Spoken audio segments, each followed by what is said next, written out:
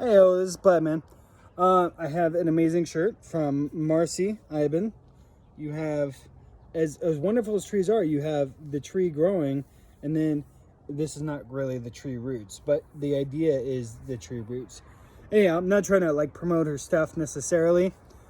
She is a YouTuber. Maybe I'll link her YouTube channel you can check out. She's a wonderful artist.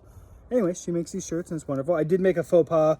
This shirt is too busy with the plaid, so I kind of messed up. I didn't really think it totally through when I was putting it together, and then I saw myself in a reflection and was just like, oh, that's too much. So there's that.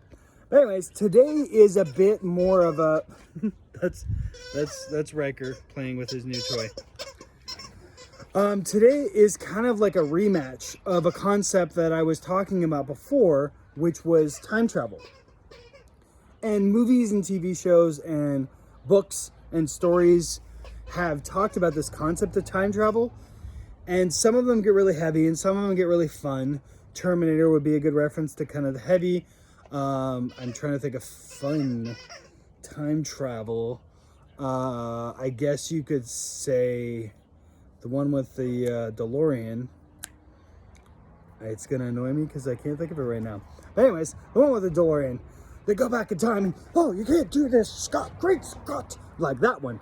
Anyways, anyhow, so, but what I was kind of curious about is, the last one I did was a bit serious, and my fiance was just like, hey, that was a bit serious, like, cool concept, but just like, that was a bit much.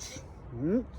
And I wasn't trying to like beat you over the head with like, hey, here's my thoughts on things and stuff. Instead, I'm actually genuinely curious, what would you want to do? Where would you want to go? And I'll give you a bit of rope and say, a bit of rope to hang yourself is how the saying would go. In that, okay, so you can travel back in time wherever you want to go, and you can speak and understand the language, right? So let's say you're going back to feudal Japan, right? Or the time of the shogunate. Like, you can speak fluent Japanese. But I'm going to draw the line on you can't change how you look, okay? You can't change how you... So you might be able to speak and understand the language, but you got to stay how you are. Although, you know what? That would be an interesting concept. Okay, track with me. Where it's like you can go back in time and be a fly on the wall and see everything. Now, I just have to talk about it. There's this terrific book, same guy who wrote Ender's Game. I'm just having a horrible time these days. The author who wrote Ender's Game, terrific author, Orson Scott Card, there we go. He wrote a book called Past Watch. Highly suggest, because it really talks about this subject in a tremendous amount of interesting, unique storytelling detail. So it's not boring, beat you over the head. It's actually a very interesting concept. And the simplicity of it is just like, it talks about, hey, if you could in that story, you could go back at any time in history and see, hear, listen, smell, sense everything that's going on. But here's the question. It's similar to Fight Club-esque. In Fight Club, it was like, oh, if you could fight anybody, like if you could fight anybody in time, who would you want to fight with? And they were like, oh, I'd want to fight Gandhi, or I'd want to fight Abraham Lincoln, or whomever. This is not that. We're not Fight Club. We're not trying to, there's no rules in this regard. This is just a simple concept of, hey, where would you want to go? What would you want to do? It could be simple as like you want to go back to the World's Fair and see Tesla and Edison kind of duke it out with their electricity. Or it could be, hey, I want to see Abraham Lincoln sign the proclamation, or the founding fathers. I know personally for me, I would want to witness the founding fathers and the Constitutional Convention. I think that would be very interesting. But I don't know. It's kind of an interesting thing.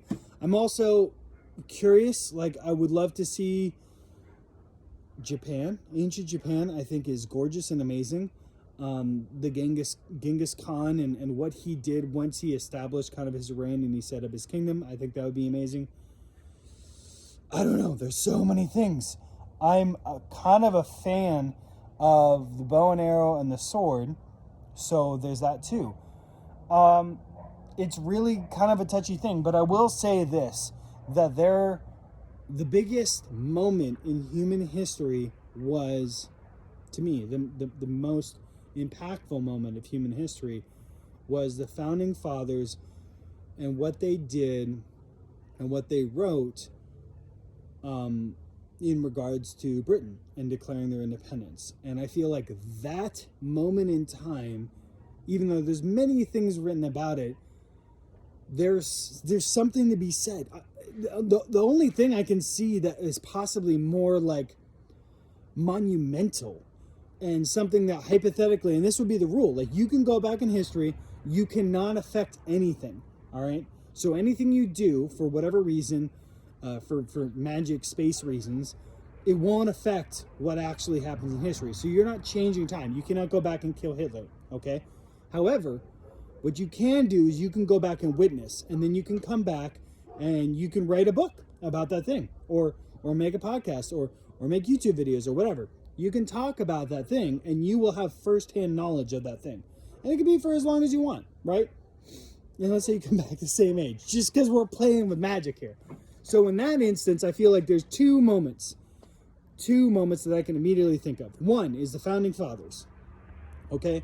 And what they did, and the Revolutionary War, and those things that transpired in that time, I think is worth having like a perfect, we know exactly what happened, okay? And I know that there's lots and lots of stuff about it, so I'm not trying to negate any of that. But for me, that would be amazing, right? To actually get to sit and have a beer next to George Washington or Ben Franklin or Thomas Jefferson would be cool, okay? And then the second thing, and not really in any order of which one's better than the other, but just to say, and track with me, is Jesus Christ. To be around, to be witness to all of the things, and I can't do anything, okay? But to be witness to all of the things that happened from his birth all the way through his life, and then when he goes into the other element of his life, the final chapter, if you will. I'm trying to kind of keep it PG. I feel like there is a tremendous amount of value in seeing that and being able to afterwards record it in great detail. I would read that book. I think that'd be cool. Anyways, so that's it for now. I still kind of made it a little serious, but I would love to know at what point in time where you're like, oh my God, this is this. And then also, I'm going to leave you with this final note. That realize, as valuable as learning from your past and the history is, realize that you are tomorrow's history, okay?